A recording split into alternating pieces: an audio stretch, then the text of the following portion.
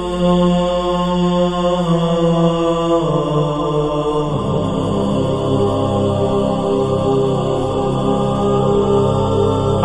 باللہ من الشیطان الرجیم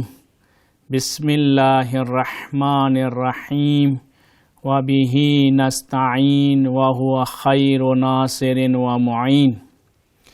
والصلاة والسلام علی رسولہ الکریم وآلہ الاطہار رب اشرح لی صدری ویسر لی امری واحلل عقدۃ من لسانی یفقہوا قولی۔ مومنین کرام، جیسا کہ آپ کے علم میں ہے کہ اس سیگمنٹ میں مسائل فقہی کو بیان کیا جاتا ہے اور یہ احکام آیت اللہ سیستانی اور آیت اللہ خامنائی کے فتوے کے مطابق بیان کیے جاتے ہیں۔ لہٰذا وہ مومنین کرام جو کسی اور مرجع کی تقلید میں ہیں، ان مسائل اور ان احکام پر عمل کرنے سے پہلے اپنے مرجع کا فتویٰ ضرور معلوم کر لیں۔ کل آپ کی خدمت میں بوڑھے افراد کے روزے کا کیا حکم ہے اسے بیان کیا گیا، اور وہ افراد جو پورے سال بیمار رہتے ہیں یا ایسی بیماری میں مبتلا ہیں کہ جس کے باعث وہ روزہ نہیں رکھ پاتے، ان کے روزے کا کیا حکم ہے۔ آج چند امپورٹنٹ مسئلے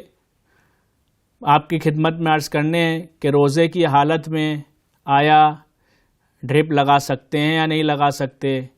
انجیکشن لگا سکتے ہیں نہیں لگا سکتے،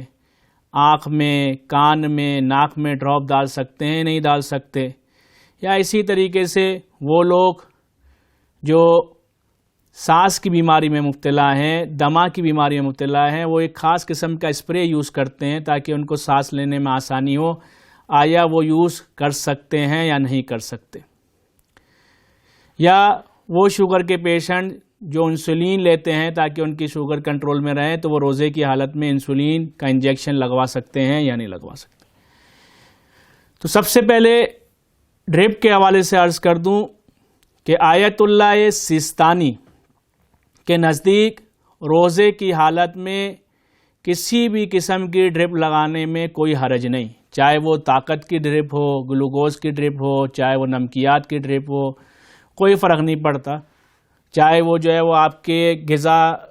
آپ جو کھانا نہیں کھا رہے آپ کی غذا کو کمپنسیٹ کرنے کے لیے ڈرپ ہو۔ کس آیت اللہ سیستانی کے نزدیک ہر قسم کی ڈرپ آپ جو ہے وہ روزے کی حالت میں لگا سکتے ہیں، لیکن آیت اللہ خامنائی کے نزدیک احتیاط واجب کی بنا پر کسی قسم کی ڈرپ نہیں لگا سکتے، یعنی کوئی بھی ڈرپ آپ روزے میں آیت اللہ خامنائی کے نزدیک احتیاط واجب کی بنا پر نہیں لگا سکتے۔ یہ تو مسئلہ ہو گیا ڈرپ کے حوالے سے۔ اب آئیے انجیکشن۔ تو انجیکشن کے اندر آیت اللہ سیستانی کا مسئلہ بالکل ڈرپ کی طرح ہے، یعنی جس طریقے سے وہ ہر قسم کی ڈرپ لگانے کی اجازت دیتے ہیں اور روزے پہ کوئی حرج نہیں پڑتا اور روزہ صحیح ہے، بالکل اسی طریقے سے آیت اللہ سیستانی کے نزدیک آپ ہر قسم کا انجیکشن روزے کی حالت میں لگا سکتے ہیں، چاہے وہ طاقت کا انجیکشن ہو، چاہے جو ہے وہ فوڈ کا کوئی انجیکشن ہو، یا مثلا وہ انجیکشن جو ہے وہ نس میں لگتا ہو، وین میں لگتا ہو، یا وہ جو ہے پٹھے میں لگتا ہو، مسل میں لگتا ہو، کوئی فرق نہیں، تمام قسم کے انجیکشن جو ہے وہ آپ روزے کی حالت میں آیت اللہ سیستانی کے نزدیک لگا سکتے ہیں۔ لیکن آیت اللہ خامنائی کے نزدیک احتیاط واجب کی بنا پر وہ انجیکشن جو طاقت کا ہے یا وہ انجیکشن جو غذا کا ہے، یہ آپ نہیں لگا سکتے۔ کسی بھی صورت میں آپ طاقت کا انجیکشن اور غذا کا انجیکشن احتیاط واجب کی بنا پر نہیں لگا سکتے۔ اور اسی طرح ہر وہ انجیکشن جو نس یعنی وین میں لگتا ہے، وہ بھی جو ہے وہ آپ نہیں لگا سکتے۔ ہاں، وہ انجیکشن جو پٹھوں میں لگتا ہے، مسل میں لگتا ہے اور غذا کا نہیں ہے اور وہ طاقت کا نہیں ہے، آیت اللہ خامنائی کے نزدیک وہ انجیکشن آپ لگا سکتے ہیں۔ اب آ جائیں قطروں کی طرف کہ آئی ڈراپس، آنکھوں کے میں قطرے ڈالنا، ایئر ڈراپس کان میں قطرے ڈالنا، یا جو ہے وہ ناک کے اندر قطرے ڈالنا، نوز کے ڈراپ، اس کا کیا حکم ہے؟ اس مسئلے میں آیت اللہ سیستانی اور آیت اللہ خامنائی کا ایک ہی فتویٰ ہے، یعنی یہاں پر اختلاف نہیں ہے، اور دونوں کے نزدیک آنکھ میں قطرے ڈالنا اور کان میں قطرے ڈالنے سے روزہ باطل نہیں ہوتا ہے، اگرچہ کہ اس کا مزہ آپ کے حلق میں ہی کیوں نہ آئے۔ یعنی اگر آپ آئی ڈراپ ڈال رہے ہیں اور کان کا ڈراپ ڈال رہے ہیں تو دونوں کے نزدیک اس سے روزہ باطل نہیں ہوتا ہے، اگرچہ کہ جو ہے اس کا مزہ جو ہے وہ آپ کے حلق میں آئے۔ لیکن اگر وہ ناک کا ڈراپ ہے، یعنی وہ ناک میں قطرہ ڈالنا ہے، تو یا تو آپ کو پتہ نہیں ہو کہ یہ جو میں قطرے ناک میں ڈالوں گا یہ حلق میں آئے گا یا نہیں آئے گا، آپ کو معلوم نہیں ہے، اور آپ کا ایسا کوئی ارادہ بھی نہیں ہے، آپ کا کوئی ایسا قصد بھی نہیں ہے کہ آپ اس کو اس طریقے سے ڈالیں کہ تاکہ وہ حلق میں آئے، جان بوجھ کے آپ اس کو حلق میں ڈالنا چاہ رہے ہو، تو اس صورت میں وہ کہتے ہیں کہ آپ یہ قطرہ ناک میں ڈال سکتے ہیں اور اس سے آپ کا روزہ باطل نہیں ہوگا۔ لیکن اگر آپ کو یقین ہے،